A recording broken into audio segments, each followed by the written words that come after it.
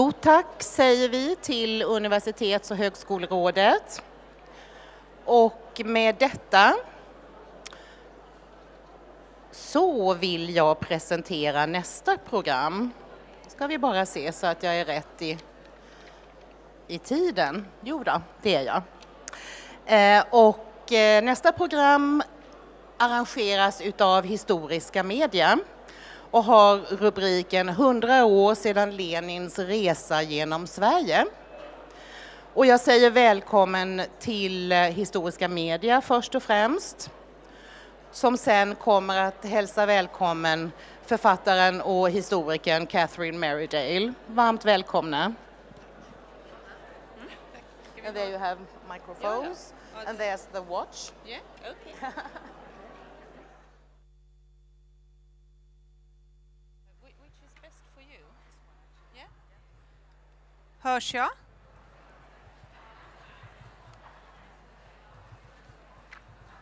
Nej, jag ska inte... Så. Ja, okej. Jag heter alltså Lena Muren och jag kommer från ett förlag som heter Historiska media. Vi ger ut historisk facklitteratur och en hel del historiska romaner. Vi har tidigare jobbat med Catherine Merridale som står här bredvid mig, som har gett ut en bok som heter Ivans krig, som handlar om soldater i Röda armén under andra världskriget. Och för ett par år sedan så gav hon ut en bok om Kreml. Och nu har Catherine gett ut en bok om ryska revolutionen. Det är alltså 100 år sedan Lenin reste genom Sverige.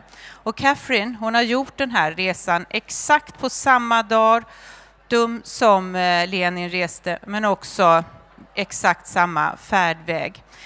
Catherine kan signera om det är någon som är intresserad av att köpa boken här efter föredraget. Vi har den till specialpris för 229 kronor. Men jag tycker att vi hälsar Catherine välkommen med en varm applåd. Thank you very much for tolerating me speaking to you in English. I'm here to tell you about a journey, a historic journey that Lenin made 100 years ago this year. The journey which involved Sweden. And what I want to focus on, because we have very little time, is what the people of Sweden should be thinking about when they remember that journey this year. Now, as you know, Lenin's journey took him through Germany. And when he was traveling through Germany, he was in what was called the sealed train. Nobody was allowed to get on it or off it. The train was only crossing German territory very briefly, and Russia was at war with Germany, so there should be no contact. But when he got to Sweden, he was entering a country that was neutral and where he could travel freely as a free citizen. So Sweden's part in Lenin's epic odyssey, his journey from Zurich in Switzerland to St. Petersburg to the Russian Revolution, Sweden's part, I think, has three aspects. First of all, you were a neutral country. When Lenin was traveling through Sweden, he could talk openly to journalists, and it's thanks to that that we have many of the accounts of what Lenin was thinking in 1917 that are so precious to historians. Open travel also let the Russians get on and off their trains. They got on the train at Trelleborg, they traveled to Malmö, and in Malmö the Swedish comrades gave them a wonderful dinner. There was rye bread and pike perch and salmon and caviar, red and black. There was every kind of meat, there was every kind of pancake. It was wonderful. And the Russians ate it in 15 minutes flat, which is less than the length of time of my talk. So that's still remembered in Malmö for years afterwards. Then they got on the slow train to Stockholm, the one that stops at every halt. And when they got to Stockholm, they would not have had a bath or changed their clothes for 5 days. So when you see the photograph of Lenin, there's a very famous photograph of him crossing the railway tracks outside Stockholm railway station. Remember that. He looks quite smart, but there's a question mark hanging over what he smelt like. He was heading for the Hotel Regina, one of the most beautiful hotels in Stockholm that no longer exists. And striding along with his wife, his partner, and a number of Swedish politicians. When this little group got to the Hotel Regina, the staff took one sniff and told them they couldn't come in. But of course, the rooms had already been paid for, so unlike the Gothia Towers, they had to let them in. Now, I could tell you about the speeches Lenin made and about his policies in 1917, but because we have so little time, I'll leave that for your questions. Instead, let me take you shopping. There used to be a wonderful department store in the center of Stockholm on the Market Square. I remember it very well myself. The shop, though, is no longer there. Lenin was right about capitalism. It is a juggernaut. It eats the weak, and it leaves the bodies of the weak in its trail as it destroys what it can eat. But in 1917, that shop, pub, was flourishing in Stockholm. In fact, a few years later, Greta Garbo began her career there by modeling ladies' hats in the basement. And one of Lenin's friends marched him there on his one precious morning in Stockholm. So instead of talking about politics, Lenin went to buy a pair of Swedish shoes. And I want you to think about that, because when you look at statues of Lenin in 1917, the Finland station, he's wearing Swedish shoes. It's important. And also a Swedish overcoat, which was also bought in pub. So that's one way in which you contributed to the Russian Revolution.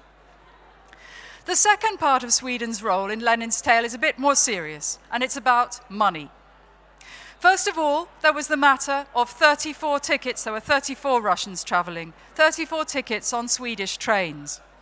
It wasn't cheap to travel from Trelleborg to Haparanda. The Russian account book says that it cost a total of 424 rubles and 65 kopecks. And some of that money was raised from Swedish trade unions. There was also a whip round in the Swedish parliament. The right-wing foreign minister, Arvid Lindman, is said to have paid up on condition that Lenin leaves Sweden today. But that was not the only way in which you Swedes contributed to Bolshevism. More controversial and more thrilling was the infamous black market trading firm. As you probably know, trade between Russia and Germany was banned by the Allied blockade in the First World War. And that was a real problem because Russia liked to import pharmaceuticals, pencils, and other goods from Germany. But there was a way round it, and the way round it was the black market, an incredibly profitable black market in pharmaceuticals and other goods. And I love to think that the Russian Revolution was partly funded by an illegal trade in condoms from Germany through Sweden to Russia, which is absolutely true. And the person running that illegal trade was a gentleman called Alexander Helphand, who was a revolutionary, and his sidekick, a man called Fürstenberg. And it's Fürstenberg who's interesting. He was arrested in Denmark in 1916, but he based himself in Stockholm throughout 1917. And as well as being a black market trader, he was one of Lenin's closest friends. So Fürstenberg met Lenin at Trelleborg, took Lenin to lunch in Stockholm, arranged for the hotel, and subsequently, through the profits of his trading in black market goods, helped to fund the Russian Revolution. And the third thing that happened in Sweden was even more dramatic. In another age, Lenin would probably have been assassinated. The Russians left Stockholm at 6:20 in the evening on Friday, the 13th of April, 1917. They arrived in Haparanda at 7 o'clock in the morning the following Sunday. I love Haparanda. You must go there if you haven't. It's on the Gulf of Bothnia, and it faces Finland across a river. And there's a railway bridge which didn't exist in 1917. The problem then was to get everything across the river by ferry or by sledge. And Haparanda was the busiest transport hub in Europe in 1917. Literally 3 million items of mail went through the city in 3 months in 1917. The place was humming with diplomats and military consultants, businessmen, revolutionaries, and spies. And everybody had to get off the train from Stockholm and wait for a sledge to get across the river. There were lots of places to hide. There were enormous crates. There were barrels piled up. There were horses waiting to move. It would have been the easiest thing in the world to have disappeared Lenin behind all those wooden crates and never seen him again. And there was a British officer at the customs house in Tornio whose job it was to make sure Lenin got no further. He was a man called Harold Gruner, known to his close friends as the Spy. And he was there because Britain was Russia's ally, and Britain was very concerned that if Lenin went home, Russia might pull out of the First World War. Gruner's job was to stop Lenin in his tracks. And in theory, he had a pretty free hand, but he didn't feel he could act without permission from St. Petersburg. So all that Sunday, he was sending telegrams, he was making phone calls, he was desperately trying to raise St. Petersburg by some means to get approval to stop Lenin. And unfortunately, that Sunday was Easter Sunday in Russia, and nobody was at their desks. And so we can't blame Sweden entirely for this, because Sweden doesn't control when Russia's Easter Sunday is, but that's the reason why Lenin was able to travel freely. He got to St. Petersburg at 11:10 p.m. on Monday, the 3rd of April, local time. And as you all know, the rest of what he did is history. But before I ask you if you'd like to ask me any questions about this, I just want to raise a final one, which is what is happening in Russia to commemorate this famous journey, and indeed the October Revolution, this autumn, the centenary of the Great October Socialist Revolution. You're here listening to me. Is anybody doing this in Russia right now? The answer is no. There is almost no commemoration of the October Revolution happening in Russia this year. There was no commemoration of Lenin's journey. There's almost no discussion of Lenin at all. And we might ask ourselves why that is. And one answer would be, of course, that Lenin is very dead. He's in that mausoleum. You can visit him. He's flat out on his back. He's as dead as a dodo. And that's the way the Russian government wants him. They don't want people to be thinking about crowds in the street, revolution from below, communism, Marxism, Leninism, all those things that will disrupt the way the Russian state has managed to create a sort of fragile stability as it sees it. They don't want to discuss 1917 as a revolutionary year. So the only discussion there will be next year, and it will be about the martyrs, about the Tsar, about the people who were killed by the revolution, not by the message of hope and the message that Lenin brought back, which was we can do things differently. And that's still the question of 1917. Can we do things differently, or is this it?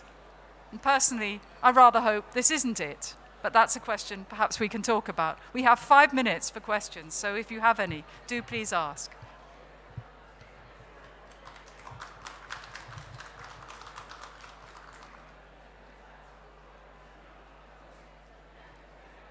If you don't, I'll go on talking.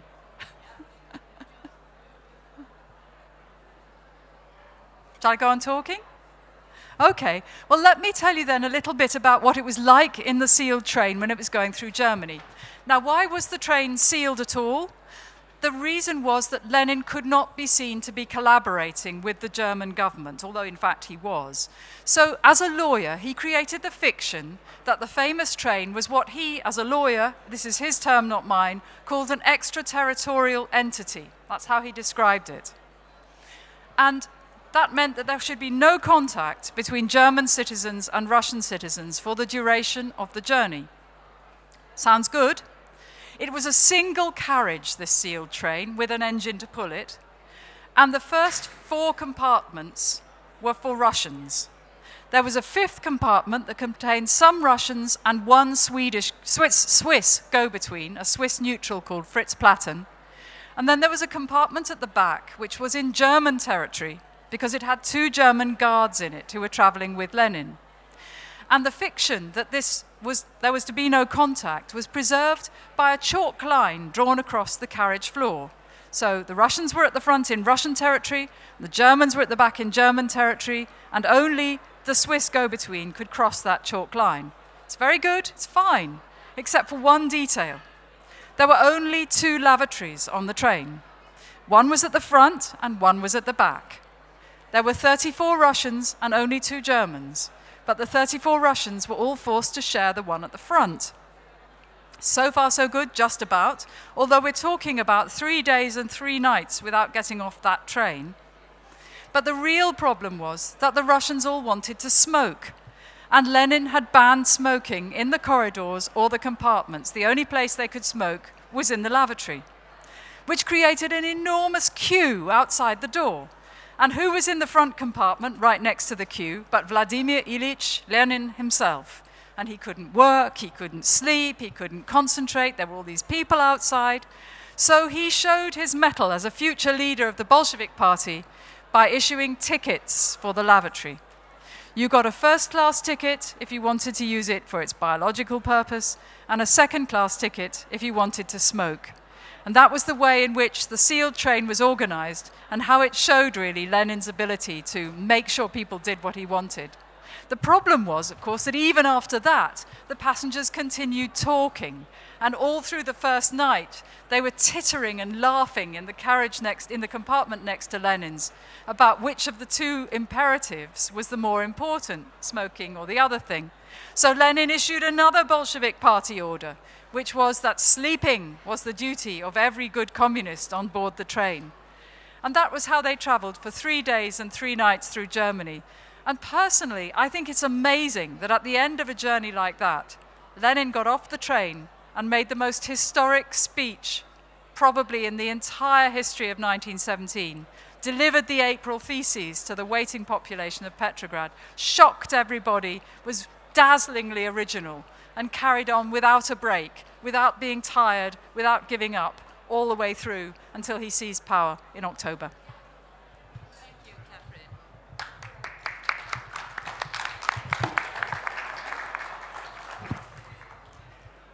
Så vill jag bara passa på att säga att det finns möjlighet alltså att köpa boken. Vi kommer att ställa oss där vid det vita bordet om det är någon som vill.